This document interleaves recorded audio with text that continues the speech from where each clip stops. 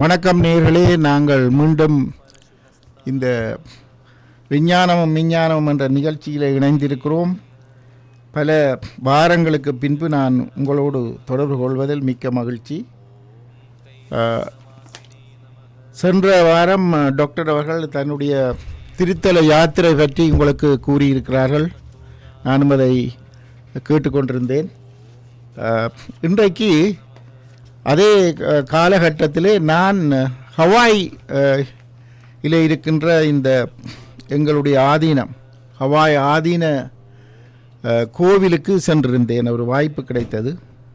அதை பற்றி உங்களோடு சில விஷயங்களை பகிர்ந்து கொண்டு பின்னர் நாங்கள் உங்களுடைய கேள்விகளையும் டாக்டர் அவர்கள் இங்கே கலையத்தில் இருக்கிறார். வணக்கம் டாக்டர். வணக்கம் ஆசிரியர் சிவநேசன் அவர்களே. வணக்கம் கீதவாணி நேயர்களே.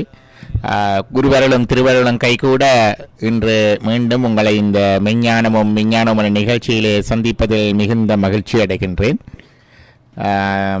ஆசிரியர் சிவநேசன் அவர்கள் தன்னுடைய சமீபத்திய ஹவாய் சைவ சித்தாந்த ஆதீனம் மற்றது ஹவாய் இறைவன் கோயில் அவற்றுக்கு சென்று திரும்பி இருக்கின்ற நம்முடைய திருத்தல யாத்திரையோடு அவருடைய யாத்திரையும் இறைவன் செயல் என்றுதான் நினைக்கின்றேன். ஒரே நேரத்தில் அமைந்திருந்திருக்கின்றது. உங்களுடைய யாத்திரை அனுபவத்தை பற்றி சற்று எங்களுடன் பகிர்ந்து கொள்ளுங்களேன். நன்றி டாக்டர். உண்மையிலே இந்த விஷயம் உங்கள் எல்லோருக்கும் தெரியும். எங்களுடைய ஈழத்து சித்தர் சிவயோக சுவாமிகளினுடைய பிரதம சிஷ்யராகிய ஸ்ரீ சுப்பிரமுனிய சுவாமி அவர்கள் ஆரம்பித்து வைத்த இந்த ஒரு அருமையான கோவில், அதை அமர்ந்து பார்த்து கொண்டிருக்கும் பொழுதுதான் அதிலே இருக்கின்ற அந்த நன்மைகளை பற்றி நாங்கள் உணர்ச்சி பூர்வமாக அறியக்கூடியதாக இருக்கும். உண்மையிலே இவருடைய இந்த செயல்பாடு, அதாவது குருதேவர் என்று பொதுவாக நாங்கள் அவரை அழைப்போம். அவருடைய செயல்பாடு என்னை பொறுத்தளவிலே சைவ சமயியல் அண்மை காலத்திலே செய்திராத ஒரு செயற்கரிய செயல் என்று கூறினால் அது மிகையாகாது. உண்மையிலேயே உலகம் அறிவதற்கு அவர் செய்த இந்த ஒரு சிறந்த கைங்கரியம், அதாவது சைவ சித்தாந்த எங்களுடைய பரம்பரையின் முக்கியமான சிறப்பான அம்சங்களை எல்லாம் உலகறிய செய்த பெருமை அவருக்கு தான் சாரும். 1949 ஆண்டிலே கொழும்புத்துறையிலே தன்னுடைய ஆச்சிரமத்திலே யோகர் சுவாமிகள் இவருக்கு முதுகிலே அறைந்து, இந்த எங்களுடைய சைவ சித்தாந்தத்தின் புகழையெல்லாம் நீ சென்று இந்த மேலை நாடுகளில் பரப்புவாயாக என்று தீட்சை கொடுத்தார் 1949 ஆண்டிலே. அப்பொழுது இவருக்கு குருதேவருக்கு ஏறக்குரிய 20 வயது என்று நான் நினைக்கிறேன். அந்த ஒரு பணியை சிரமேற்கொண்டு அவர் தான் இறுதியில் சமாதி அடையும் வரையும் அந்த பணியை மிகவும் சிறப்பாக செய்து, இன்னும் அதை தொடர்ந்து செய்ய வேண்டிய கருமங்களை எல்லாம் அங்கே இருந்த தன்னோடு பணியாற்றிய பல்வேறு அங்கே இருக்கின்ற குருமார்களுக்கெல்லாம் சொல்லி சென்று அவர்கள் சிறப்பாக பணியாற்றி கொண்டிருக்கிறார்கள். சென்ற மாதம் ஒரு வாரம் நான் அங்கே போகக்கூடிய ஒரு தெய்வ செயல் எனக்கு ஏற்பட்டது. 1970 ஆண்டிலே இந்த ஒரு தீவிலே இவர் பிரயாணம் செய்த போது, ஹவாயிலே உங்களுக்கு தெரியும் ஒரு 5-6 முக்கியமான தீவுகள், அதை தவிர நூற்றுக்கணக்கான சிறு சிறு தீவுகள் இருக்கின்றன. இவையெல்லாம் எரிமலை கிளம்பி வெடித்ததன் காரணமாக ஏற்பட்ட தீவுகள். இவற்றிலே இயற்கை எழில் கொஞ்சுகின்ற அந்த ஒரு காட்சியை பார்க்க மனோரம்யமாக இருக்கிறது. ஹவாயினுடைய தீவிலே ஹொனோலுலு என்ற அந்த நகரம்தான் தலைநகராக இருக்கிறது. அங்கே அவர்களுக்கு முக்கிய வருவாய் சுற்றுலா. அது ஒரு சிறிய தீவு. நாற்புறமும் பசிபிக் சமுத்திரத்தினால் பரப்பப்பட்டிருக்கின்ற அந்த தீவிலே அவர்கள் எத்தனையோ சுற்றுலா பயணிகள் சென்று அந்த நாட்களை இன்பமாக கழிக்கிறார்கள். இதிலே முக்கியம் என்னவென்றால், ஹொனலுலுவில் இருந்து ஒரு ஏறக்குரிய 35-40 நிமிடங்களுக்கு நீங்கள் விமானம் மூலம் சென்றால் குவாய் KUWAI என்ற அந்த தீவை அடையலாம். அது இந்த ஹொனலுலு தீவிலும் பார்க்க சிறியது. அந்த தீவிலே தான் எங்களுடைய இந்த ஆதீனம் அமைந்திருக்கிறது. இதில் முக்கியமான ஒரு விஷயத்தை நான் இங்கே கூற வேண்டும். காரணம், பலரும் இந்த எங்களுடைய முன்னோர்கள், அதாவது எங்களுடைய ரிஷிகள், எங்களுடைய சித்தர்கள் எல்லாம் செய்கின்ற இதுகளை ஒரு ஏளனமாக பார்க்கின்ற, பேசுகின்ற, எழுதுகின்ற ஒரு நிலைமை இருக்கின்ற இந்த 20ஆம் 21ஆம் நூற்றாண்டுகளில் கூட இறைவன் தன்னுடைய வெளிப்பாட்டை சிறந்த மகான்களுக்கு செய்து கொண்டுதான் இருக்கிறார் என்பதற்கு இவருடைய அந்த செயல்பாடு ஒரு முக்கியமான காரணம் என்று நான் நினைக்கிறேன். 1970ஆம் ஆண்டிலே குருதேவருக்கு சிவபெருமான் காட்சி கொடுத்து கனவிலே, இந்த தீவிலே என்னுடைய ஒரு விக்கிரகம் இருக்கிறது, சிவலிங்கம் இருக்கிறது, அதை நீ சென்று எடுத்து ஒரு கோயில் செய்து பிரதிஷ்டை செய்வாயாக என்று பணித்தார் கனவிலே. உடனே அதை சிரமேற்கொண்டு அந்த தீவுக்கு போய் அவர் என்ன செய்திருக்கிறார் என்றால், வேறும் சிலரையும் கூட்டிக் கொண்டு ஒரு நிலத்துக்கு அடியில் இருக்கிற பொருளை கண்டுபிடிக்கக்கூடிய ஒரு கருவியை எடுத்துக்கொண்டு சென்று இவர் அப்பொழுது அந்த தீவு முழுவதும் காடாக இருந்த இடம், அங்கு பூர்வீக குடிகள் தான் வாழ்ந்து கொண்டிருந்தார்கள் 1970. அப்பொழுதுதான் சில வெவ்வேறு வெளிநாட்டவர்கள் எல்லாம் போய் அங்கே வாழ்ந்து கொண்டிருக்கின்ற ஒரு மிகவும் அமைதியான ஒரு இடம். இப்போ அந்த இடத்திலே இவர் காட்டிலே இப்படியாக அந்த விக்கிரகத்தை நோக்கி சென்று கொண்டிருந்த பொழுது இவர் போய் ஒரு மரத்துக்கு களைத்து போய் ஒரு மரத்துக்கு அடியிலே உட்கார்ந்திருந்தார். திடீரென்று அந்த மரம் சிலிர்த்ததாம். காத்தே இல்லை, ஆனால் இலைகள் எல்லாம் அப்படியே சிலிர்த்து வேறொரு மரமும் அந்த சிலிர்ப்புக்கு ஆளாகவில்லை, இந்த மரம் மட்டும்தான். அவர் உடனே அதிலே இருந்து ஒரு சில அடி தூரம் சென்று அந்த கருவியை போட்டபோது அங்கே அந்த இதனுடைய ஒலி கிடைத்தது. அதில் இருந்து அவர்கள் ஒரு இதை தோண்டி பார்த்தபொழுது அருமையான ஒரு சுயம்புலிங்கம் அங்கே இருப்பதை அவர் கண்டுபிடித்தார். அதை கொண்டுதான் கடவுள் கோயில் என்று சொல்லி அங்கே அருமையாக அமைத்து அங்கே வழிபாடு செய்து கொண்டிருக்கிறார்கள். அவர்கள் அங்கே அந்த காணியை வாங்குவதற்கு அதனுடைய சொந்தக்காரரோடு பேசிய போது அவர் சொன்னார், நான் காணி விற்கவில்லை, இது நான் விற்பதற்கு வைக்கவில்லை, இதை நீங்கள் வாங்குவதானால் அது முடியாத காரியம் என்று அவர்கள் மறுத்து விட்டார்கள். எனவே குருதேவர் திரும்பவும் அவர் கலிஃபோர்னியாவில் இருந்தார். அந்த நாட்களில் திரும்ப கலிஃபோர்னியாவுக்கு போய்விட்டார். என்றாலும் தன்னுடைய ஒரு பிரதிநிதியை இன்னொரு சுவாமியை அனுப்பி ஒரு சில மாதங்கள் சென்ற பின் அனுப்பி பிறகும் அவருடைய அந்த சொந்தக்காரோடு பேச வைத்தார். பேசுகின்ற போது அவர் சொன்னார், நீங்கள் என்னத்துக்காக இவ்வளவு ஆர்வமாக கேட்கிறீர்கள் என்று. அப்பொழுது சுவாமி சொன்னார், இப்படி நாங்கள் ஒரு சுயம்புலிங்கத்தை பெற்றிருக்கிறோம், அதை நாங்கள் இங்கே பிரதிஷ்டை செய்ய போகிறோம் என்று சொன்னால் அவரால் நம்ப முடியவில்லை. அப்படி ஒரு இது கிடைத்ததோன்று அவர்களுக்கு தெரியாது.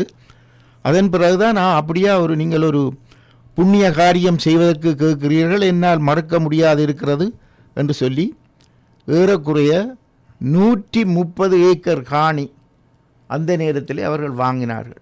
இதுதான் ஆரம்பம். இப்பொழுது நீங்கள் அங்கே சென்று பார்த்தீர்களானால், அதாவது நான் நினைக்கிறேன் எங்களுடைய சமய கிரியைகள் செய்யக்கூடிய அத்தனை தாவரங்களும் அங்கே இந்தியாவிலிருந்தும் வெவ்வேறு இடங்களிலுமிருந்து கொண்டு போய் அங்கே வளர்த்து அவை மிகவும் செழிப்பாக வளர்ந்து கொண்டிருப்பதை பார்க்கும் பொழுது உண்மையிலே பிரமிப்பாக இருக்கிறது. ருத்ராட்ச மரங்கள் ருத்ராட்ச மரங்கள் ஒரு காடே இருக்கிறது, ருத்ராட்சம் காடே என்று இருக்கிறது. அந்த ருத்ராட்ச மரத்தை நான் பார்த்தபோது உண்மையிலே தான் வாழ்க்கையிலே முதல் ருத்ராட்ச மரத்தை பார்த்தேன். பால் போன்ற அந்த வெளி, அந்த மரத்தினுடைய அடிப்பாகம் பால் போன்ற ஒரு வெள்ளையான ஒரு தண்டு இருக்கிறது, இந்த ஸ்டெம். அப்போ அவர்கள் சொன்னார்கள், இதை கட்டிப்பிடித்தால் வாழ்க்கையிலேயே நீங்கள் அடையாத ஒரு புண்ணியத்தை பெறலாம் என்று கட்டிப்பிடித்தேன். இவ்வாறு நாங்கள் ஒரு 60 பேர் சென்றிருந்தோம். அவ்வளவு பேரும் அதில் முக்கியம் என்னொன்று நான் சொல்ல வேணும், சைவர்கள் மாத்திரமல்ல கிறிஸ்தவர்களும் அங்கே எங்களோடு சேர்ந்து கொண்டு இந்த அருமையான இடத்தை பார்த்து மெய்மறந்து போயிருந்தார்கள். இன்னொரு விஷயம் நான் சொல்ல வேண்டும், மிகவும் அமைதியான ஒரு சூழலில் அந்த கோவில் சுவாமிகள் அவர்கள் உங்களுக்கு தெரியும், பெரும்பாலான வெளிநாட்டு சுவாமிகள், அமெரிக்கர்கள் இருக்கிறார்கள், மலேசியாக்காரர்கள் இருக்கிறார்கள், அப்படி பல்வேறு நாடுகளைச் சேர்ந்த சுவாமிகள் அங்கே பணியாற்றி கொண்டிருக்கிறார்கள். அதில் ஒவ்வொருவர் மாறி மாறி ஒரு வாரத்துக்கு அங்கே பூஜை செய்வார்கள். அந்த இதை நான் குறை கூறுவதாக மற்ற ஆலய நிர்வாகிகளோ அல்லது எங்களுடைய புரோகிதர்களோ கருதக்கூடாது. அந்த ஆலயத்துக்குள் போனவுடன் எனக்கு ஒரு ஒரு உண்மையிலே ஒரு தெய்வீக அலை வீசுவது போன்ற ஒரு நிலைமை ஏற்பட்டது. எல்லோரும் நிலத்திலே இருந்துதான் அங்கே கும்பிடுகிறார்கள். அங்கே அதுக்கு காப்பட் போட்டிருக்கிறார்கள். அங்கே அருமையான ஒரு விக்கிரகம், சிவபெருமான் நடனமாடிய அந்த நடராஜருடைய அந்த விக்கிரகம் அருமையாக அமைந்திருக்கிறது. அதற்கு முன்னால் தான் அவர்கள் கண்டெடுத்த அந்த சுயம்பிலிங்கம் இருக்கிறது. அது கிறிஸ்டல் என்று சொல்லுகிறார்கள். ஸ்படிக சிவலிங்கம். அது நான் நினைக்கிறேன் மிகவும் அருமையான ஒரு கண்டுபிடிப்பு என்று. அது முன்னால் இருக்கிறது. எல்லோரும் அமர்ந்திருக்க அவர் ஒவ்வொரு மந்திரத்தையும் மிகவும் தெளிவாகவும் ஆறுதலாகவும் சொல்லி செய்கின்ற அந்த பூஜையை பார்க்கும்போது நான் நினைக்கிறேன் என்னுடைய வாழ்நாளில் இந்த மாதிரியான ஒரு பூஜையை பார்க்கவில்லை. வேறு எந்த ஆலயத்திலும் நான் பார்க்கவில்லை என்னை பொறுத்தளவில். எனவே அவ்வாறான ஒரு சூழலில் அந்த பூஜை நடந்து வருகிறது. அங்கே ஒரு பக்தி பிரவாகம் எங்கும் பரவி இருக்கிறது. அந்த ஒரு பாக்கியம் உங்களுக்கு கிடைத்தால் கட்டாயம் நீங்கள் சென்று பார்த்து வர வேண்டும். நான் ஒரு நாள் மட்டும்தான் அந்த கோவிலே தங்கியிருந்தேன். அங்கே வேண்டிய உபசாரங்கள் எல்லாம் செய்தோம். எங்களுடைய குருதேவனுடைய இடத்தை இப்பொழுது நிர்வகித்து கொண்டிருக்கிற எங்களுடைய சுவாமி வேலன் போதிநாத சுவாமி அவர்கள் எங்களை வந்து பேசி அவர் எங்களுடைய அந்த இதை பற்றி அண்மையிலே அவர்கள் இந்த குரு குரோனிக்கல் என்ற ஒரு நூலை வெளியிட்டிருக்கிறார்கள். அது வந்து யோகர் சுவாமிகளுடைய வாழ்க்கை, அவரோடு தொடர்பு பட்டவர்களுடைய சந்தர்ப்ப எத்தனையோ விதமான சம்பவங்கள் எல்லாம் அதிலே கொடுக்கப்பட்டிருக்கின்றன. ஆங்கிலத்திலே அவர்கள் அண்மையிலே நான் நினைக்கிற ஒரு 3-4 மாதங்களுக்கு முன்பு அங்கே வந்து இங்கே எங்களுடைய திருவடி நிலையத்திலும் டாக்டர் அவர்களுடைய அந்த நிலையத்திலும் அந்த நூலை வெளியிட்டு வைத்தார்கள். அந்த நூலை பற்றி அவர்கள் பேசினார்கள். இன்னும் நாங்கள் உங்களுக்கு ஏதாவது சிறப்பான விஷயங்கள் சுவாமியோடு தொடர்புடைய விஷயங்கள் இருந்தால் நீங்கள் எங்களுக்கு அனுப்பினால் நாங்கள் எங்களுடைய அந்த விரிவாக்குகின்ற அந்த இதில் சேர்த்து கொள்ளலாம் என்று சொன்னார்கள். உண்மையிலேயே இவ்வாறான ஒரு நிலைமை எங்களுக்கு இந்த 21ஆம் நூற்றாண்டிலே எங்களுடைய சைவத்தின் மேன்மையை ஒரு ஏறக்குறைய 14-15 சுவாமிகள் இருந்து செய்து கொண்டிருக்கிறார்கள் என்று பார்க்கும் பொழுது சைவர்களாகிய நாம் இன்னொன்று நான் கூற வேண்டும், அவர்கள் எல்லோரும் முன்பு வேறு சமயத்தை சேர்ந்திருந்தவர்கள் இப்பொழுது சைவர்களாக மாறியிருக்கிறார்கள். இந்த சீரிய கைங்கரியத்தை செய்து கொண்டிருக்கிறார்கள். உண்மையிலே இது ஒரு அதிசயம் என்றுதான் சொல்ல வேண்டும். அதை தவிர இந்த ஒரு பத்திரிகை ஹிந்துசியம் டுடே என்ற பத்திரிகை ஆங்கிலத்திலே வெளியிடுகிறார்கள். இங்கே பலரும் நாங்கள் இங்கே அதை பெறுகிறோம். நீங்கள் ஆண்டு சந்தா கொடுத்து பெற்றுக்கொள்ளலாம். அண்மையிலே கூட அமெரிக்காவிலே வெளிவருகின்ற சஞ்சிகைகளில் மிகவும் சிறந்த முறையில் வெளியிடப்படுகின்ற சஞ்சிகை என்று பல தடவைகளாக சிறப்பு விருதுகள் பெற்ற அந்த சஞ்சிகை. இவ்வாறு ஒரு வியக்கத்தக்க சேவைகளை அவர்கள் செய்து கொண்டிருக்கிறார் என்றால் அது இறைவனின் திருவருள் என்றுதான் கூற வேண்டும். டாக்டர், நீங்களும் ஏதாவது கூற விரும்பினால் கூறலாம். அதாவது எமது ஆதீன சம்பிரதாயத்திலே அல்லது சைவ சமயத்தின் சம்பிரதாயத்திலே கடல் கடந்து அமைக்கப்பட்ட முதலாவது ஆதீனமும் மடாலயமும் ஹவாய் ஆதீனமும் அங்கே இருக்கிற ஆலயமும் என்றுதான் கூற வேண்டும். அது யாழ்ப்பாண பாரம்பரியத்தில் யோகர் சுவாமிகள் மரபிலே வருவது இன்னும் ஒரு சிறப்பு. நாங்கள் வட அமெரிக்காவில் இருந்து கொண்டும் இங்கே இருக்கின்ற அந்த பழமைய தலைமை தொடர்பும் பாரம்பரியமும் குரு பாரம்பரியமும் தொன்மையும் சிறமைப்பும் உள்ள அந்த ஆலயத்தை அதிகம் கண்டுகொள்ளாமல் இருப்பது அது தவக்குறைவு என்றுதான் சொல்ல வேண்டும். ஆகவே அன்பர்கள் அடியவர்கள் பல இடங்களுக்கு நாங்கள் யாத்திரை போய் வருகின்றோம். எனக்கு அங்கே போய் வருகின்ற பாக்கியம் இன்னும் கிடைக்கவில்லை. ஆகவே அங்கே சென்று என்று தரிசித்து பயன்பெற வேண்டும் என்று கேட்டுக்கொண்டு சென்ற வாரம் நாங்கள் எமது இந்திய பயணம் இலங்கை பயணம் பற்றிய பல நிகழ்ச்சிகளை சொல்லியிருந்தேன். இலங்கையிலே போயிருந்த பொழுது மன்னாரிலே நடத்திய அந்த கருத்தரங்கு பட்டறை 2 நாட்கள் அந்த அமர்வுகள் நடைபெற்றன. 24 நவம்பரும் 25 நடைபெற்றது சனி ஞாயிற்றுக்கிழமைகளிலே. அறநெறி பாடசாலை ஆசிரியர்கள் உட்பட ஆசிரியர்கள் அத்தோடு பல மாணவர்களும் கலந்து கொண்டார்கள். அதில் ஒரு சிறப்பு இளைஞர்கள் மாணவர்கள் மற்றும் அங்கே இருக்கின்ற மத குருமார்கள் ஆலய வழிபாடு மற்ற சபையைச் சேர்ந்தவர்களும் கலந்து கொண்டார்கள். 200-300க்கும் மேற்பட்ட கேள்விகள் அங்கே வைக்கப்பட்டன. எல்லாவற்றையும் அந்த முடியாவிட்டாலும் கூட முக்கியமாக சில விளக்கங்களை, அதாவது வணக்கம் நாங்கள் சொல்லுகின்றோம் இல்லையா, ஒருவரை கண்டவுடன் வணங்குவது ஏன், அந்த வணக்கம் யாருக்கு, அதன் அர்த்தம் என்ன, அதனுடைய விளக்கத்தை பற்றி கதைத்தோம். திருநீறு அணிவதனுடைய விளக்கம், ஏன் நாங்கள் திருநீறு அறிகின்றோம், அதனுடைய தத்துவம் என்ன என்றதை பற்றி கதைத்தோம். திருநீறு இறைவனை அணிந்திருக்கின்றான், நாங்கள் அணிவது கொண்டிருக்க இறைவனை திருநீறு அணிந்திருக்கிறேன் பற்றி கதைத்தோம். மங்கள விளக்கேற்றல் தீபம், இந்த விளக்கு ஏற்றல் என்பதனுடைய தத்துவம், அதை பற்றி கதைத்தோம். அந்தணர்களுக்கு ஏன் சிறப்பு அல்லது முதலிடம் நமது சமயத்தில் கொடுக்கப்படுகின்றது, கொடுக்கப்பட வேண்டும் என்பதை பற்றி கதைத்தோம். இந்த உடலிலே உயிர் எங்கே இருக்கின்றது, அதனுடைய தன்மை என்ன, இந்த உடலிலே உயிர் எங்கே இருக்கின்றது என்பதை பற்றி கதைத்தோம். இது நம்மளுடைய கேள்விகளுக்கு விடை. கடவுள் எங்கே இருக்கிறார், அது எடுத்த கேள்வி. அதாவது அந்த பூசையிலே ஆலய பூசையின் தத்துவம் விளக்கம் என்ன, நாங்கள் வீட்டிலே செய்கின்ற ஆன்மாட்ட பூசையின் விளக்கம் தத்துவம் என்ன. அடுத்ததாக அந்த பெண்கள் பஞ்சாங்க நமஸ்காரம் செய்வதன் விளக்கம். அது அடுத்தது நாமம், மந்திரம், ஜபம், தீட்சை பற்றிய கேள்வி. மற்றது எமது சமயத்திலே பாவ மன்னிப்பு இல்லையா என்ற கேள்வி. எமது சமயத்திலே பாவ மன்னிப்பு பற்றி கதைத்தோம். இப்படி பல விடயங்களை பற்றி கதைத்தோம். பல கேள்விகள் வந்திருந்தன. சமய மரபுப்படி 1-2 கேள்விகளை வாசிக்கின்றேன். சைவ சமய மரபின்படி மங்கள நிகழ்வின் போது கணவனை இழந்த பெண்களை, விதவைகளை ஒதுக்கி வைக்கின்றனர், ஒதுக்கி வைக்கப்படுகின்றனர். இந்த மரபு நியாயமானதா? நிகழ்வுகள் எல்லாம் ஐயா வரலாற்று நிகழ்வுகள் எல்லாம் கிறிஸ்துவுக்கு முன் பின் என்று தானே கூறுகின்றனர், இந்து சமயத்துக்கு முன் பின் என்று கூறுவதில்லை. எதற்காக? இறைவனை ஏன் இந்து மக்கள் வெவ்வேறாக பிரித்து வழிபடுகின்றனர்? தொடக்கு என்றால் என்ன? பேய் ஆடுவது உண்மையா? கலை அல்லது சாமி ஆடுவது உண்மையா? சாத்திரம் சொல்வது உண்மையா? மற்றது கட்டாயம் விரதம் பிடித்தால்தான் பலன் உண்டா?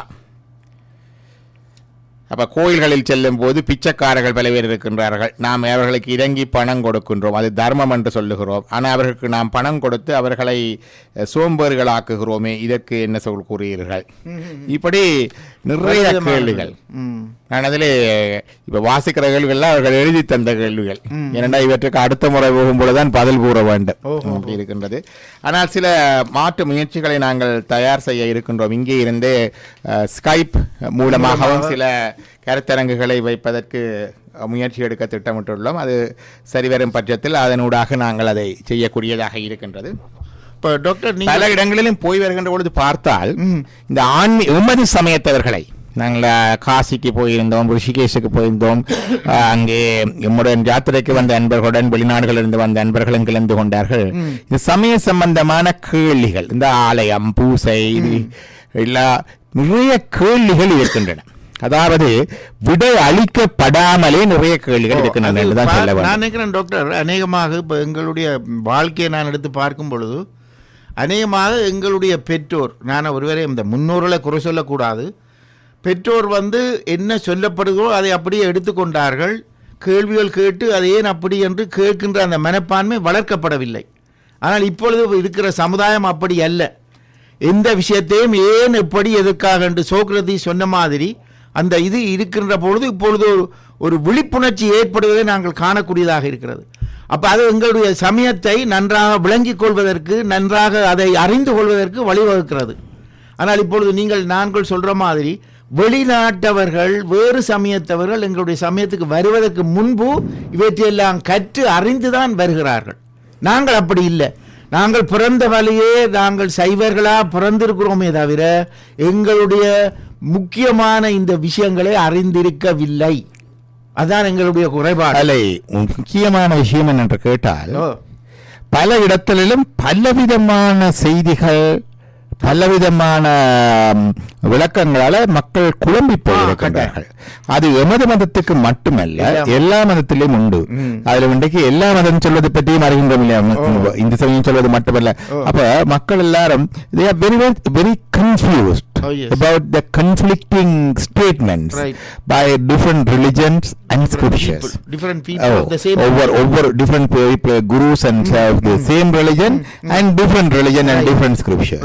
அதாவது ஒரே மதத்துக்குள்ளே இருக்கிற ஒவ்வொரு குருமார் சொல்லுகிற ஒவ்வொரு செய்திகளினாலையும் நிறைய குழப்பப்பட்டு போயிருக்கிறார்கள். அதே விதமாக வேறு வேறு சமயங்களில் கொள்ளப்படுகிற, அந்த சமயத்தில் அப்படி இருக்கு, இந்த சமயத்தில் அப்படி இல்லை, ஏன் கிறிஸ்தவ சமயத்தில் மறுபுறப்பு இருக்கு, இங்கே இல்ல, ஏன் அங்க பாவ மன்னிப்பு இருக்கு, இங்கே இல்லை, இப்படி பலவிதமான செய்திகளையும் கேட்டு குழம்பி போயிருக்கிறார். இதிலே இந்த சமயங்களையும் இந்த வேத ஆகம அவருடைய நூல்களையும் கடந்த உண்மையின் செய்தியை நாங்கள் சொல்லுகின்றோம். ஆனால் எங்களுடைய செய்தி அல்லது மெசேஜ் இது இந்து சமயத்தின் பெயரால், சைவ சமயத்தின் பெயரால் இருந்தாலும் கூட சமய எல்லைகளை கடந்து நிற்கின்றது. Transcend the barriers of the religions and scriptures. அந்த விதத்திலே நாங்கள் இந்த உண்மையின் செய்தியை, மெய்யின் செய்தியை சொல்லுகின்றோம். அதனுடைய எங்கள் சமயத்தில் இருக்கின்ற அந்த நூல்களை சொல்வார்கள் மெய் கண்ட சாஸ்திரங்கள். மெய் கண்ட சாஸ்திரங்கள், மெய் என்றால் இறை என்று ஒரு பொருள் உண்டு. அப்ப இந்த மெய் கண்ட அது சொல்லும் பொழுது எமது சமயத்தவர்கள் மட்டுமல்ல, கிறிஸ்தவர்கள், இந்த முறை நான் போயிருந்த போது இஸ்லாமியர்கள் கூட வந்திருந்து கேட்கக்கூடியதாக இருந்தது. ஆகவே எமது இந்த பணியை ஒரு முழுமைப்படுத்தி ஒரு முன்னெடுத்து செல்வதற்கு என்னுடைய குருநாதரும் அதற்கு ஒரு ஆசை வழங்கி இருக்கின்றார். அவர் சொல்லி இருக்கின்ற இப்படியான விதத்திலே சொல்லுகின்ற பணியை மேன்கும் முன்னெடுத்து செல்ல வேண்டும் என்று சொல்லி இருக்கின்றார். ஆகவே இறைவனுடைய அருளாலும் குருவனுடைய அருளாலும் இது மேன்மேலும் எடுத்து செல்ல வாய்ப்பு கிடைக்கும் என்று நான் நம்புகின்றேன். இந்த சந்தர்ப்பத்தில் டாக்டர், நான் உங்களோட கேட்க விரும்புகிறேன். அதாவது எங்களுடைய நாட்டிலேயோ அல்லது இந்தியாவிலேயோ கூட எத்தனையோ மகான்கள், எத்தனையோ அறிஞர்கள், எத்தனையோ சித்தர்கள் எல்லாம் தோன்றி மறைந்திருக்கிறார்கள். அவர்களை பற்றி அந்த உண்மையான விவரங்களை இப்படியெல்லாம் சேர்த்து சொல்லக்கூடியவர்கள் எத்தனை பேர் வந்து போயிருக்கிறார்கள். அப்போ அந்த வந்து போனவர்களுடைய அந்த சம்பிரதாயங்களை எல்லாம் நாங்கள் மறந்து வாழ்கிறோம். அதுதான் நாங்கள் முக்கியம் என்று நினைக்கிறேன். அப்போ எனவே அந்த ஒரு பணியை நீங்கள் சிறைமேற்கொண்டு இங்கே இருந்து செய்ய வேண்டிய ஒரு நிர்பந்தம் கடவுளால் உங்களுக்கு கொடுக்கப்பட்டது என்று தான் நான் நினைக்கிறேன். நாங்கள் எல்லாம் அவருடைய கருவி, அதை வைத்துக்கொண்டு நாங்கள் எமது பணியை செய்கின்றோம். அமி ஜந்திரம் துமி ஜந்திரி என்று இதெல்லாம் நாங்களாக செய்வது அன்று. நாங்கள் செய்தால் கூட அதை கேட்பதற்கு ஆக்கள் இருக்க வேண்டும் அந்த விதத்திலே. அவை இன்றைக்கு நாங்கள் இந்த இதில் இருந்து அடுத்த இதுக்கு கேள்விகள், இங்கே வினாக்கள் வந்து குவிந்த வண்ணமே இருக்கின்றன. முதலாவது கேள்வியுடன் தொடங்குவோம். நாங்கள் பிறவி வேண்டாம் என ஏன் கூறுகிறீர்கள்?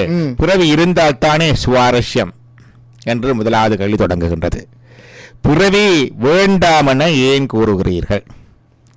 சொல்வார்கள், பிறவாமை வேண்டும், மீண்டும் பிறப்புண்டேல் உன்னை மறவாமை வேண்டும் என்று காரைக்காலமையர் இறைவனை வேண்டுகின்றார். சமயங்களிலே கிறிஸ்தவ சமயம், இஸ்லாமிய சமயம் போன்றவை மறுபிறப்பை பற்றி கூறுவதில்லை. மறுபிறப்பை நம்புவதில்லை என்று சொல்ல விட கூறுவதில்லை என்றுதான் நான் சொல்லுகின்றேன். ரெண்டுக்கும் வித்தியாசம். வெளிப்படையாக கூறுவதில்லை. அதிலே ஒரு உண்மையும் இருக்கின்றது. என்று கேட்டால், மறுபிறப்பு இருக்கு என்று அறிந்திருப்பதால் மட்டும் ஒரு ஆத்மீக லாபமும் வந்துவிடாது. இப்ப மறுபிறப்பு இருக்கின்ற அறிஞ்சதனால என்ன ஆத்மீக லாபம் வந்துவிட போறது? இந்துக்கள் அனைவரும் மறுபிறப்பு இருப்பன்னு நம்புகிறார்கள், பௌத்தர்கள் நம்புகிறார்கள், சமணர்கள் நம்புகிறார்கள். இப்படி நம்புவதனாலும் அறிந்திருப்பதாலும் மட்டுமே எந்த விதமான நேரடியான ஆத்மீக லாபம் வந்துவிட முடியாது. ஒரு விஷயத்தை சொல்லலாம். அதாவது இந்த இன்னொரு பிறப்பும் இருக்கின்ற பொழுது இந்த உலகத்திலே இருப்பது எல்லாவற்றையும் அனுபவித்து முடித்து விட வேண்டும் என்ற வெறி கொஞ்சம் தனியும். இன்றைக்கு அது ஒரு வெறி இருக்கின்றது. The life is short, get the most out of it என்று சொல்லி, அதாவது வாழ்க்கை மிகவும் குறுகியது, அதற்குள் அனுபவித்து முடித்து விட வேண்டும் என்று பலர் ஓடி ஆடி அனுபவித்து தம்மையும் கெடுத்து தமது உடம்பையும் கெடுப்பது மட்டுமல்ல, இயற்கை வளங்கள் எல்லாவற்றையும் சுரண்டி காடுகள் அழிக்கப்படுகின்றன, கழனிகள் அழிக்கப்படுகின்றன, தூர்க்கப்படுகின்றன, நீர்நிலைகள், வாயு மண்டலம், ஆகாயம் மாசடைகின்றது. என்றால் லைஃப் இஸ் ஷார்ட். அதுக்குள்ள எல்லாம் உற்பத்தியாக்கி அழிக்கிறதை அழித்து சேர்க்கிறதை சேர்த்து அனுபவிக்கிறதை அனுபவித்து விட்டு போய்விட வேண்டும் இல்லையா? The great extent of exploitation too much. ஆனால் எங்களுக்கு மறுபிறப்பு கொள்கை இருக்கின்றது. இந்த பிறப்பு இல்லாட்டி அடுத்த பிறப்பில் பார்த்துக் கொள்ளலாம். ஒரு தொடர்ச்சி பார்க்கின்ற பொழுது இந்த வேகம் கொஞ்சம் தனியும். அது ஒரு உலகியல் நன்மை. அதை பார்த்திருக்கின்றேன். மற்றும்படி வேறு ஆன்மலாபம் கிடையாது. ஆன்மலாபம் எப்படி வரும்? இன்றைக்கு என்ன செய்கின்றோம், what we are doing today at present will determine the future.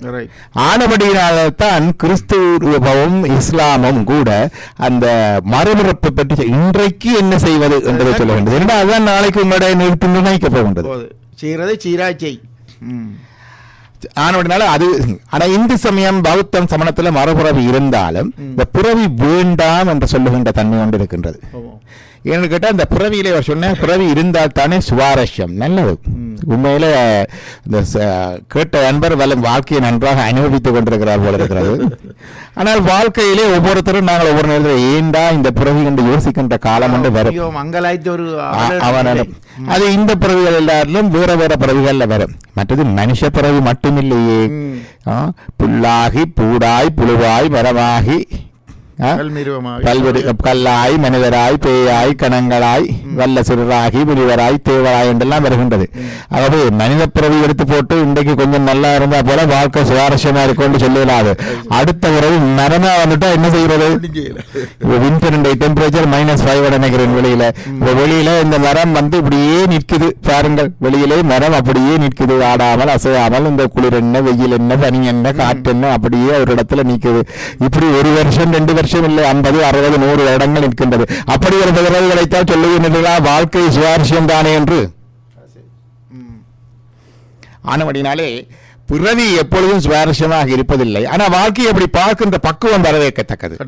வாழ்க்கையே அப்படி பார்க்கின்ற பகுதி என்னண்டா, பொதுவாக எல்லாரும் பார்த்தா என்ன செய்யணும்டா, இந்த pain avoidance and pleasure seeking.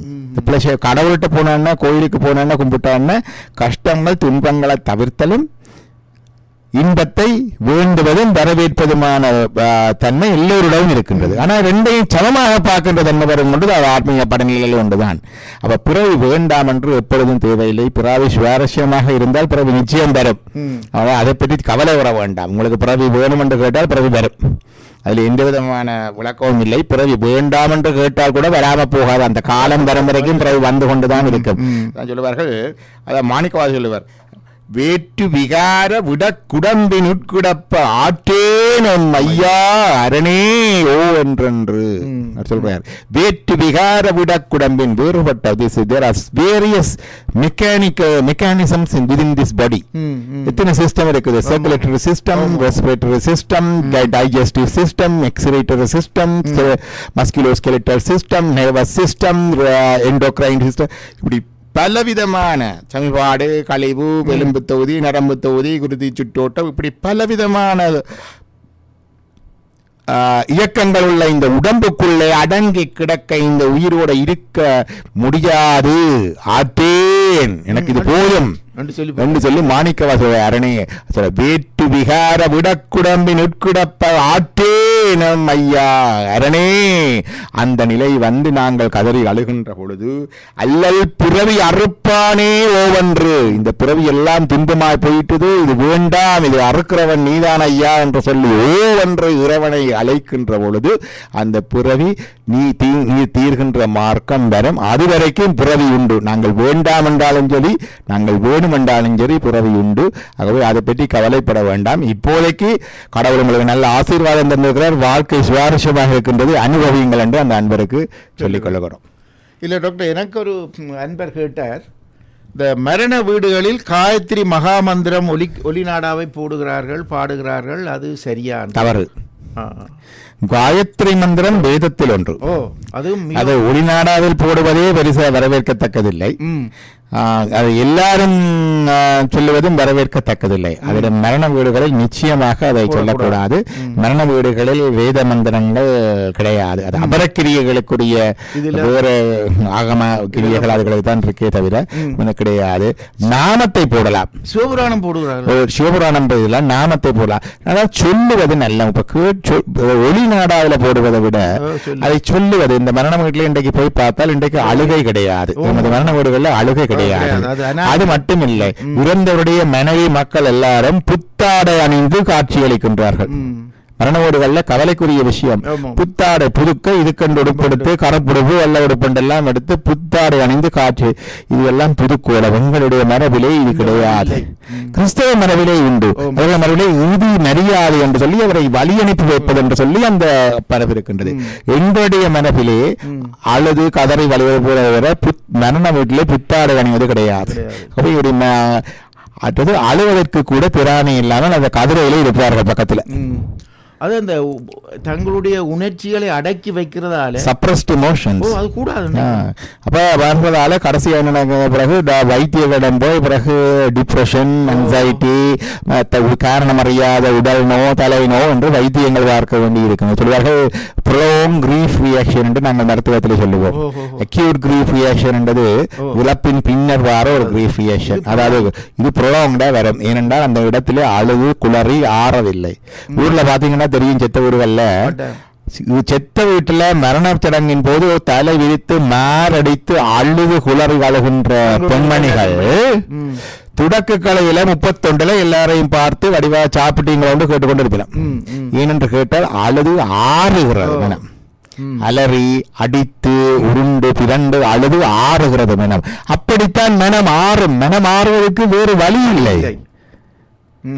இறப்பு என்பது ஒரு இழப்பு, நிரந்தர இழப்பு, ஒரு பிரிவு. அது அழாமல் அலறாமல் அடக்கி வைத்து ஆற முடியாது.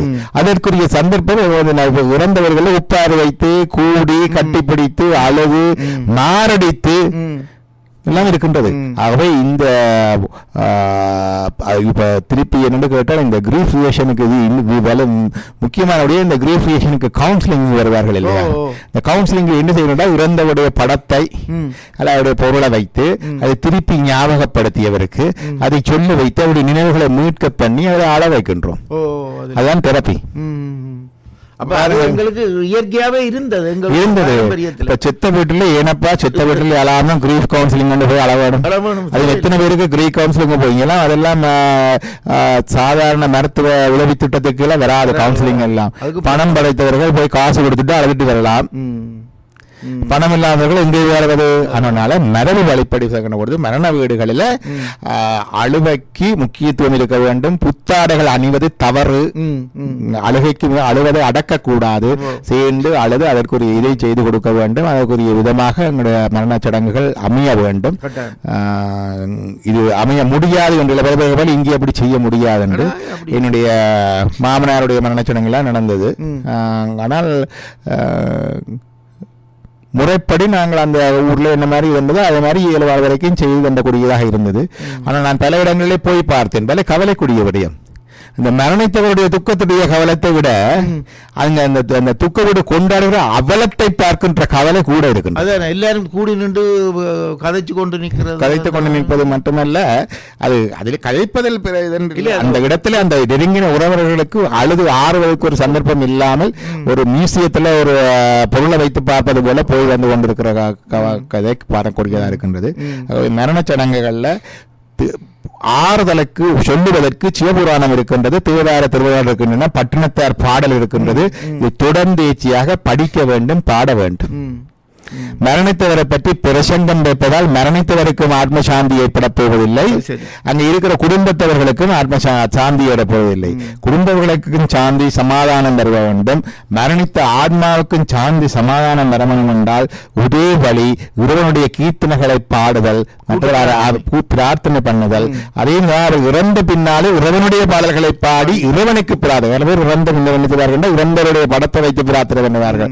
இறந்தவருக்கு எந்த அற்புத சக்தியும் கிடையாது. அவருடைய படத்தை வைத்து அதுக்குரிய தண்ணியோ சாப்பாடோ வைக்கலாம், அது வேற விஷயம். அந்த காலத்துல படம் கிடையாது, அவருடைய வேட்டியோ சட்டியோ வைப்பிடும், அது கிடையாது. ஆனப்படினால அது கிடையாது. ஆனப்படினாலே நாங்கள் அந்த ஆத்ம சாந்தி பிரார்த்தனை உண்டு. மற்றது கோடி கதறி அழுது ஆறுகளுக்கு வைத்த வகையாக எமது மரணச் சடங்குகள் அமைய வேண்டும். அதுதான் முறைமை என்று சொல்லுகின்றோம். மற்றது ஆனப்படினாலே இந்த இடங்களில் வேத மந்திரங்களை நாங்கள் போடுவது தவறு, காயத்ரி மந்திரம் போடுவது தவறு. இப்போ ஒரு இவர் வந்துக்கிறார் பாப்போமா டாக்டர்? அவர் போய்விட்டார். நாங்கள் தொடர்ந்து பேசுவோம். அவர் வரும்பொழுது நாங்கள் எடுப்போம். நேரிலே நீங்கள் இப்பொழுது கேள்விக்குரிய நேரம், நீங்கள் வரலாம். நாங்கள் உங்களுடைய கேள்விகளுக்கு விடையளிக்க தயாராக இருக்கிறோம். வணக்கம். வணக்கம் சிவன் ஐயா அவர்களுக்கு. பிலமா பேசுங்க. பேரானந்தத்தை தந்து கொண்டிருக்கின்ற டாக்டர் அம்பதனுக்கும் வணக்கம். எனது பேர் சிவகுமார். வணக்கம் சிவகுமார். என்ற கேள்வி என்னன்னு சொன்னா, சில பேர் சொல்லினம் குழந்தை பிள்ளைகள் ஞானிகள் என்று சொல்லினம். ஆனா இந்து மத தத்துவத்தின்படி கர்ம வினை இருக்கின்ற ஒரு ஆன்மாதான் சரீரம் எடுக்கும். அப்ப அந்த குழந்தை பிள்ளை ஒரு பிரார்த்த கர்மாவுடன் பிறந்திருக்கு. அப்ப ஒரு கர்ம வினை இருக்கின்ற ஒரு சரீரத்தை நாங்கள் என்னென்ற ஒரு ஞானியா சொல்ல முடியும்? அதை சற்று விளக்குங்கள். நன்றி, வணக்கம். நன்றி, வணக்கம். குழந்தை பிள்ளையே ஞானி என்று கூறுவார். குழந்தை பிள்ளையே ஞானி என்று சொல்வதில்லை, கள்ளம் இல்லை என்று சொல்லுவோம். இரண்டால் சூதுபாடு அறியாத நிலையிலே இருக்கின்றது. அதாவது கர்ம வினைகள் எல்லாம் இருக்கின்றது, கர்ம இதெல்லாம் இருந்தாலும் கூட கொஞ்சம் கள்ளம் இல்லை, சூதுபாடு அறியாத என்று சொல்லு. அந்த விதத்தில் சொல்ல ஞானி என்று சொல்ல முடியாது. பிறக்கும் பொழுது ஒருவரு ஞானியாக இருந்து அஞ்ஞானியாவதில்லை, அது தவறு. குழந்தை பிள்ளைகள்ல அந்த கள்ளங்கபடம் இல்லாத தன்மை இருக்கின்றது. வெள்ளை உள்ளம் கள்ளங்கபடம் இல்லாத தன்மை, குழந்தைத்தன்மை இருக்கின்றது. அப்படியே குழந்தை பிள்ளைகளை ஞானி என்று சொல்வது தவறு, அப்படி அல்ல. ஆனால் கள்ளங்கபடம் இல்லாத வெள்ளை உள்ளம். ஆகவே அதை இந்த பிள்ளைகளுக்கு நாங்கள் போடுகின்ற விதையை பொறுத்து அவருடைய வளர்ச்சி இருக்கின்றது. ஆகவே என்னென்று கேட்டால் விளைநிலம் ஏற்கனவே அதான் நான் சொல்ல, அவர்கள் கர்மவினை விளைநிலம் நிலம் ஏற்கனவே வந்துட்டு, அது தரிசு நிலமோ அல்லது நல்ல நிலமோ வளமான நிலமோ அது முதல் வந்துட்டுது. நாங்கள் போடுகிறது விதை. அப்ப அதுதான் எங்களுடைய கல்வி மற்ற சமய அறிவு எல்லாம். நீர் பாய்ச்ச வேண்டும், அது அவருடைய சூழல் நீர் பாய்ச்சும். அப்ப இந்த மண் இருக்குது, அது விதி, அது வினைப்பயன். விதை நாங்கள் போடுவது எங்களுடைய முயற்சி, மற்ற சூழல் கொடுப்பது நீர் பாய்ச்சல். இதன் மூலமாகத்தான் அங்கே இருக்கிற விளைச்சல் வரும். நன்றி. இன்னொரு நேயர் வந்துக்கிறார் டாக்டர். வணக்கம். ஹலோ, வணக்கம். வணக்கம். சன் கலைக்கிறேன். சொல்லுங்க. இந்த கடவுள் உண்மையா இருக்கிறார், சில பேர் அப்படி சொல்லி கடவுள் இல்லை இல்லையென்று. கடவுள் இருக்கிறார் என்பவர்களுக்கு இருக்கிறார், இல்லை என்பவர்களுக்கு இல்லை. அது நமக்கு ஐயா கோயில வந்தா, கோயிலுக்கு போனால் சரியான இதுவரைக்க கலை வருது, என்ன அறியாமே வருது. அவரை ஒளியாத்தான் காண்றான், ஒளியாத்தான் காண்றான். இது அவற்ற முகம் தான் தெரியும், வேற எந்த விதமான இதுவும் தெரியாது. ஒருவற்ற இது முகம் கூட பார்க்க மாட்டேன். அது என்ன காரணம் நான் சிந்திக்கிறதா, நான் ஒளிய காட்டுறேன். அதான் ஒளி அப்படியே அடிச்சு என்ன மறைச்சிடுவேன், ஒன்றுமே தெரியாது. அப்படியே நமக்கு இங்க கோயில், ஆனா அந்த தீயிலும் இறங்குவான், எந்த விதமான சூடும் இருக்காது, தீயிலும் இறங்குவான். அப்ப ஒரு சக்தி கொண்டு என்னத்துக்கு உள்ளுக்கு உடம்பிலே இருக்கு ஐயா. அது அது ஆண்டவன் இது, அது கடவுளை நான் நம்புறேன். சில பேர் சொல்ல நம்பினோம் இல்லையா, அதுக்கு என்ன அது அவர்களுடைய இதுதான் ஐயா. முதலாவது கேள்வி, கடவுள் இல்லை என்றவர்களுக்கு என்னன்னு கேட்டால், ஒவ்வொருவரும் மெய்யை தேடுகின்றோம், உண்மையை தேடுகின்றோம். இந்த உண்மையை உண்மையாகவே தேடுகின்ற பொழுது அவரவர் அனுபவம், அவரவர் அறிவுக்கு தக்கபடி அந்த உண்மை வெளிப்படும். ஒரு நிலையில உண்மையை தேடுகின்றவர்களுக்கு அவர்களுடைய அறிவுக்கு அவர்களுடைய அனுபவத்துக்கு தக்கபடி கடவுள் இல்லை, அது உண்மை, அவர்களுக்கு அது உண்மை. அதான் சொல்லுவார் நம்ம குருமகுருவாதிகள், தொன்னூல் பரசமயம் தோறும் அதுவே நன்னூல் என தெரிந்து நாட்டு வைத்து. அந்தந்த சமயங்கள் அந்தந்த கொள்கைகள் இருக்க அதுதான் சரி என்று இருக்கும். உண்மை அதன்படி அவருக்கு இருக்கிற வரைக்கும் அது சரியாக இருக்கின்றது என்றுதான் நாங்கள் எடுத்துக்கொள்ள வேண்டும். அப்ப அந்த அந்த அனுபவத்துக்கு அப்ப அதை சொல்வார்கள், எண்ணில் ஒன்றுமில்லா வெளியே என்று சொல்லி அபிராமி அந்தாதி சொல்லுகின்றது. ஆகவே கடவுள் இல்லை என்று சொல்லுகின்றது கூட கடவுளை நோக்கிய ஏணிப்படி நெறியாக இருக்கின்ற சமயங்களிலே புறச்சமயங்களிலே ஒன்று லோகாயதம் அல்லது பகுத்தறிவாதம் அல்லது மெட்டீரியலிசம் என்று சொல்லுகின்றோம். அது ஒன்று. அடுத்ததாக அம்மையார் சொன்னார், கடவுளை நான் காண்கின்றேன். கலை வருகின்றது. கலை வருவது உளவியல் ரீதியான ஒன்றே தவிர ஆன்மீகவியல் ரீதியான ஒன்று அல்ல. கலை வருபவர்கள் எல்லாருக்கும் ஆன்மீக ரீதியாக உயர்ந்த நிலையில் இருக்கிறார்கள் என்று சொல்ல முடியாது. கலை என்பது ஒரு சைக்காலஜிக்கல் எக்டசி. அந்த மனம் அந்த உச்ச நிலைக்கு போகின்ற பொழுது அந்த கலை வருகின்றது. அதற்கு அதுல ஈடுபாடு இருக்கின்றது, அதுல நம்பிக்கை இருக்கின்றது. அந்த நிலையிலே அது மனம் என்கின்ற தொழிற்பாட்டு கூடாக, புத்தி என்கின்ற தொழிற்பாட்டு கூடாக அது வருகின்றது. ஆகவே அது அந்த கலை என்ற நிகழ்ச்சி கூடாக வருகிற அந்த கலை என்ற நிகழ்ச்சியை வைத்துக் கொண்டு கலை ஆடுகின்றவர்கள் எல்லோரும் இதென்று சொல்ல முடியாது. நான் வன்னியிலே போயிருந்த பொழுது பலர் கேட்டிருந்தார்கள் இதை பற்றி. கலை ஆடுகின்ற பொழுது பல பேர் சொல்லுகிறார்கள், இந்த சுவாமி இந்த கோழியை வெட்டுங்கள், இந்த ஆட்டை வெட்டுங்கள் என்றெல்லாம் கலை ஆடிக்கொண்டு சொல்லுகின்றார்களே, இது எப்படி என்று கேட்டுகிறார்கள். கலை ஆடுவது உண்மையா என்று கேட்டிருந்தார்கள் நான் வன்னியிலே போயிருந்த பொழுது. அப்பொழுது அந்த வன்னியிலே இருந்த மற்ற சிலர் கேட்டிருந்தார்கள், கலை ஆடுகின்ற சிலர் சொல்லுகிறார்கள், இந்த சுவாமிக்கு கோபம் வந்து விட்டது, அல்ல இது நடந்து விட்டது. கலை சொல்லுகிறார்கள் வந்து விட்டது, நீங்கள் இதற்கு ஆட்டை பலியிடுங்கள், மாட்டை பலியிடுங்கள் எல்லாம் கலையிலே சொல்லுகின்றார்கள். ஆகவே இதில் எந்த அளவுக்கு உண்மை இருக்கின்றது என்று கேட்கின்றது. கலை is a state of psychological ecstasy resulting from the person's socio-cultural and psychological background. அவருடைய சமூக, கலாச்சார, உளவியல், கல்வி, நம்பிக்கை, பாரம்பரியங்களின் அடிப்படையிலே அந்த கலை என்பது அவருக்கு வருகின்ற ஒரு உளவியல் நிலை, உள நிலையை தவிர அது ஆன்ம அனுபவம் என்று சொல்ல முடியாது. அது ஒன்று. அந்த ஆன்ம அனுபவம் வேறு, அது வேறு. இரண்டாவது, காணுதல். இறைவனை காணலாமா என்கின்ற கேள்வி கொண்டு வருகின்றது. இறைவனை அறியலாமா, காணலாமா என்ற கேள்வி கொண்டு வருகின்றது. அப்ப உண்மையா பார்க்க போனால் அதற்குத்தான் சொல்லுவார்கள், இறைவனை காணலாம், காண முடியாது. அப்ப நாங்கள் காண்கின்றதெல்லாம் இறைவனா என்ற கேள்வியும் வருகின்றது. ஆகவே இறைவனை காணலாம், காண முடியாது என்கின்ற போது சொல்லுவார்கள் என்று கேட்டால் அதான் சொல்லுவார்கள், இன்ன தன்மையன் என்று அறிய ஒன்னா எம்மானை. இன்ன தன்மையன் என்று அவனை சொல்லலாது. எளி வந்த பிரானை, ஆனாலும் எளிமையானவன், அறியக்கூடியவன். அதான் சொல்லுவார்கள் என்று கேட்டால், இறைவனை அறிய முடியாது என்று சொன்னால், இறைவனை அறிய முடியாது என்று சொன்னால் அது இல்லாத பொருளா இருக்கலாம். அப்படி இறைவன் ஒன்று இல்லை என்று சொல்லுவன் தானே. அறிய முடியாத இல்லை, தட்ஸ் இட், இஸ் நான் எக்ஸிஸ்டன்ட். ஆன முடியாதான், we cannot know. இறைவனை அறியலாம் என்று சொன்னால் அது அறிகின்ற பொருள் என்று சொன்னால் சடப்பொருளா விடும். சொல்லுவார்கள் உயிரற்ற சடப்பொருள்கள் இருக்கின்றன. அதற்குத்தான் சொல்லுவார்கள் ஒரு தன்மை கொண்டு இருக்கின்றது. It's knowable by the demonstrative method of learning. knowable by the demonstrative method of learning is சடப்பொருள். அதாவது இந்த சுட்டிக்காட்டி அறியக்கூடிய பொருள், அறிவிக்கக்கூடிய பொருள் சடப்பொருள். இப்ப கடவுளை அறிய முடியும் என்று சொன்னால் சடப்பொருளா விடும். இப்ப கடவுள் அறியக்கூடிய பொருளோ அறிய முடியாத பொருளோ, அறியக்கூடிய பொருளோ அறிய முடியாத பொருளோ. அப்ப அறியக்கூடிய பொருள், அறிய முடியாத பொருள் என்பதற்குத்தான் சொல்லுவார்கள். அதில் சொல்லுவார்கள் என்று கேட்டால், கடவுள் செயற்க அரிதாய், அவனை அறிவதற்கு அரியவன். எப்படி அரியவன், எப்படி எளியவன் என்று பார்த்தால், கடவுளை நாங்கள் எமது மனத்தாலே அறிய முடியாது, எமது புத்தியால அறிய முடியாது, எமது சித்தத்தால அறிய முடியாது. எமது கைகால், கண்மூக்கு கருவிகள், எங்களுடைய instrument, telescope, camera, microscope, electro microscope அதுகளால அறிய முடியாது. அப்ப கடவுளை இந்த உலக ஞானத்தாலே அறிய முடியாது, பசு ஞானம் என்று சொல்லுவோம். இரண்டாவது, கடவுளை புத்தக அறிவாலே அறியலாமோ, ஆன்மீக நூல்களாலே அறியலாமோ, நூல் அறிவாலே அறியலாமோ என்று சொன்னால், கடவுளை நூலறிவாக ஒரு அளவுக்குத்தான் அறியலாம். கடவுளுக்கு ரெண்டு நிலை இருக்கு. ஒன்று சொரூப லட்சணம்.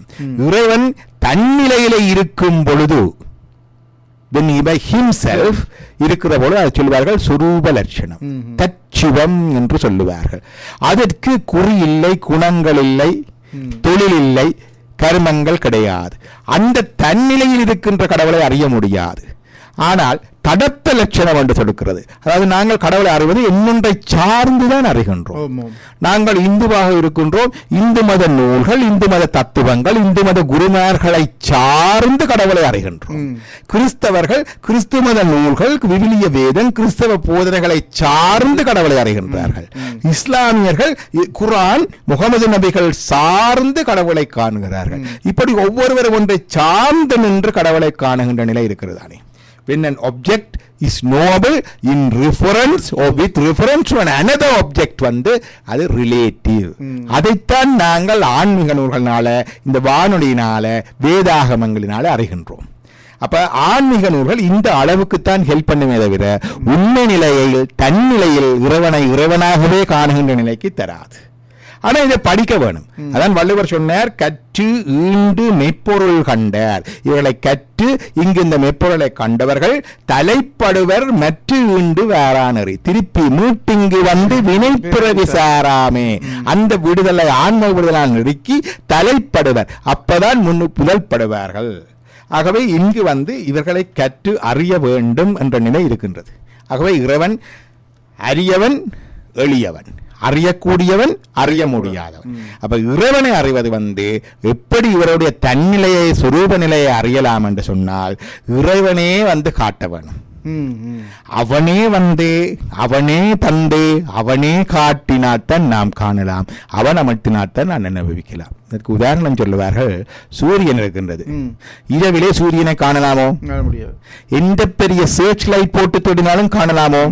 இல்லை. அதே மாதிரியாக இறைவன் வந்து தன்னை காட்டாமல் நாங்க காண முடியாது. சூரியன் வந்து தன்னுடைய கிரணத்தினால, தன்னுடைய ஒளியினால தன்னை காட்டினால்தான் சூரியனை காண முடியும் நாங்கள். அதே மாதிரியாக இறைவனை வந்து தன்னை காட்டினால்தான் நாம் இறையை காண முடியும். அதை சொல்லுவார்கள் பதிஞானம், இறை ஞானம், இறைவனே தருகின்ற ஞானம். அதுவரைக்கும் நாங்கள் அறிகின்றதெல்லாம் இந்த நூல் அறிவு. இந்த நூல் அறிவை சொல்லுவார்கள் அபர ஞானம். அபர ஞானம் என்றா படித்து அறிவு. இந்த நூல் அறிவுக்குள்ளே ஒரு மெய்யறிவு வரும், அதை சொல்லுவார்கள் பரஞானம் என்று. அப்ப என்ன செய்வார்? சிவனே வந்து இந்த நூல்களினுடைய வாகனங்களுடைய கருத்தை, பொருளை உணர்த்துவார். அவனே வந்து பொருளை உணர்த்துவார். சொல்லுவார்கள் என்று கேட்டால், சிவபெருமானே ஆகம பொருளை உள்நின்று உணர்த்துவது பரஞானம். அவரை உள்நின்று உணர்த்துவார். இது எப்ப வரும்? எப்ப இந்த ஆகம பொருள்களை, நூல் பொருள்களை இறைவன் உள்நின்று உணர்த்துவார் என்றா 3 விஷயம் வேணும். ஒன்று, ஆத்ம சாதனைகளை மேற்கொள்ள வேண்டும். Start doing the spiritual practice. All the spiritual practice or தானம், தர்மம், ஜாகம், தபம், ஜாத்திரை, தலம், தீர்த்தம், இது எல்லாம் செய்ய வேணும். ஸ்பிரிச்சுவல் பிராக்டிஸை ஸ்டார்ட் பண்ண வேணும். 2, condition 2, சிவதீட்சை பெற்று ஒழுக வேண்டும். You have to get a mantra from a qualified guru. அதான் சிவதீட்சை. பிறகு அதன்படி ஒழுக வேண்டும். மச்ச மாமிஷம் இல்லாம இருந்து அந்த மந்திரங்களை தினமும் விதிப்படி எண்ணும் 5 எழுத்தே என்று சிவஞான போதத்துடன் சொல்லும். அந்த மந்திரத்தை ஜபித்து வர வேண்டும். முதலாவது ஸ்பிரிச்சுவல் பிராக்டிஸ், 2வது சிவதீட்சை அண்ட் ஃபாலோயிங் த அனுஷ்டானம். 3வது பூர்வ ஜன்ம தபமும் உதவ. முன்பினை தவம் வேணும். அதான் சம்பந்தருக்கு ஞானம் வரைக்க சொன்னார்கள், உவமையிலா கலைஞானம், உணர்வறிய மெஞ்ஞானம், தவ முதல்வர் சம்பந்தர் தாம் உணர்ந்தார் அந்நிலையில். தவ முதல்வர் இவர் 3 வயது பிள்ளை, இவரங்க போய் தவம் செய்தார். இது முற்பிறப்பில் செய்த தவம். அதே பொழுது ஈண்டு தவம் எனப்பட்டது சரியை இனிய யோகங்கள் என கிளந்துரைத்தார். இது சிவஞானம் சொல்லுவார். இது தவம் என்றது ஏதோ காட்டில் போய் மூச்சை பிடித்துக் கொண்டிருக்கிற தவம் அல்ல. சரியை இறைவனை நோக்கி செய்யப்படும் தொண்டு. ஆனால் மெக்கானிக்கலா நடக்கும் உடம்பால. கிரியை உடம்போட நடக்கிறதோட மனம் வச்சு செய்கிறது. கிரியை யோகம், மனத்தால யோகம். இதுதான் டிசிப்ளின்ஸ் எல்லாம் வந்துடும். மென்டல் டிசிப்ளின், பிசிக்கல் டிசிப்ளின், தியானம் எல்லாம் வந்துடும். பிறகு அங்கால ஞானம். இதுதான் இந்த இறைவனை நோக்கி செய்கிற தவம். இறைவனை நோக்கி செய்ய இந்த தவங்கள். ஆகவே இந்த இறைவனே வந்து இந்த நூல்களுடைய பொருளை, ஏன்னா எல்லாரும் படிக்கிறார்கள், எல்லாருக்கும் பொருள் வராது. எத்தனை தரம் சிவபுராணத்தை படித்தாலும், எத்தனை தரம் மெய்கண்ட சாஸ்திரத்தை படித்தாலும், எத்தனை தரம் சிவஞான போதத்தை படித்தாலும் பொருள் வராது வராது வராது. நீங்கள் பல்கலைக்கழகத்தில் பேராசிரியராக இருக்கலாம், இறையல்ல சித்தாந்த சாஸ்திரத்துல சிவஞான போதத்துல நீங்கள் PhD முனைவர் பட்டம் பெற்றிருக்கலாம். எத்தனையோ மாணவர்களை இதுல வழிப்படுத்தி அவர்கள் முனைவர் பட்டத்துக்கு வழிப்படுத்தலாம், பரீட்சைகள் வைக்கலாம், பாட புத்தகங்கள் எழுதியிருக்கலாம். ஆனாலும் இந்த ஆகம பொருள், நூல் பொருள், இந்த மெய் நூல்களுடைய பொருள் வராது. சிவபெருமானே ஆகம பொருளை உள்நின்று உணர்த்தினால்தான் வரும். அது எப்ப உணர்த்துவார் என்று கேட்டால் இந்த ஆத்மீக சாதனை, டூயிங் த ஸ்பிரிச்சுவல் பிராக்டிஸ், தானம், தபம், ஜாகம், தீர்த்த யாத்திரைகள், தல யாத்திரைகள் இவைகளை செய்து வர வேண்டும். இரண்டாவதாக சிவதீட்சை பெற்று அதன்படி ஒழுகி வர வேண்டும். மூன்றாவதாக முன்பினை தவப்பயன் சேர இந்த ஞானம் வரும். அதை சொல்லுவார்கள் பரஞானம், இந்த நூலறிவு. அப்ப நூலறிவுல ரெண்டு இருக்கு. ஒன்று அபரஞானம், வெறுமனே படித்து கேட்டு அறிகின்ற அறிவு. மற்றது பரஞானம், அந்த நூலை உள்ளுக்கு நின்று இறைவன் உணர்த்துவது. இந்த ரெண்டாரையும் கூட இறைவனுடைய முழு வடிவமும் தெரியாது. தன்னிலையில் இருக்கிற சொரூப நிலையில் இருக்கிற இறையை காண முடியாது. சொரூப நிலையிலே இறைக்கு வந்து காணுவது மிகவும் கடினம். அதுக்கு சொல்லுவார்கள் என்று கேட்டால், அதுதான் நிலவும் உரு இன்றி, அருவமும் இல்லை உருவமும் இல்லை, குணங்குறிகள் இன்றி, குணமும் இல்லை குறிகளும் இல்லை, நில் மலமாய், ஒரு விதமான அழுக்குகள் மாசுக்கள் மலங்கள் கிடையாது, ஏகமாய், there is nothing comparable, தனக்கு உவமை இல்லாதான் என்று சொல்லுகிறோம் இல்லையா, இரண்டாவது பொருள் இல்லை, நித்தமாகி நிலையான பொருள், இட்டர்னல், அழகில் உயிர்க்கு உணர்வாகி, உயிருக்கு உயிராயிருப்பது இறைவன், எண்ணற்ற உயிர்களுக்கு உயிருக்கு உயிராயிருக்கின்ற இறைவன், அசலமாகி ஒன்றினாலும் பாதிக்கப்படாமல் சரணமில்லாமல் இருக்கின்றவன், அகண்டிதமாய் எங்கும் வியாபித்திருக்கின்றவன், ஆனந்த உருவாய் சச்சிதானந்த வடிவாயிருப்பது, செலவு அரிதாய் சென்று அடைவதற்கு அரிதாக இருப்பது. அதான் நான் சொன்னேன், அறிவதற்கு அரிது, ஆனால் செல் கதியாய் சென்று அடைவதற்குரிய கடைசி கதியும் அவனாகத்தான் இருக்கின்றான். சிறிதாகி பெரியாய் திகழ்வது தற்சிவம் என்பர் தெரிந்திரோரே. இந்த தற்சிவத்தை காணுவது மிகவும் கஷ்டம். அதான் சொன்னார், நோக்கரிய நோக்கே நுணுக்கரிய நுண்ணுணர்வே என்று சொன்னார். அவை இப்படிப்பட்ட தற்சிவத்தை காண்பதற்கு நூலறிவு உதவாது. அது இறைவனே சாட்டுகின்ற பதிஞானத்தினாலே தான் வரும். அந்த ஒளி அவர் காண்பது அது அவருடைய மனத்துக்கு காண்கின்ற காட்சி. அதை வாணிக்கவார்கள் சொன்ன காண்பரிய பேரொளி என்பது வித்தியாசமானது. அவரவர் படிநிலைகளுக்கு ஏற்ப இந்த அனுபவங்கள்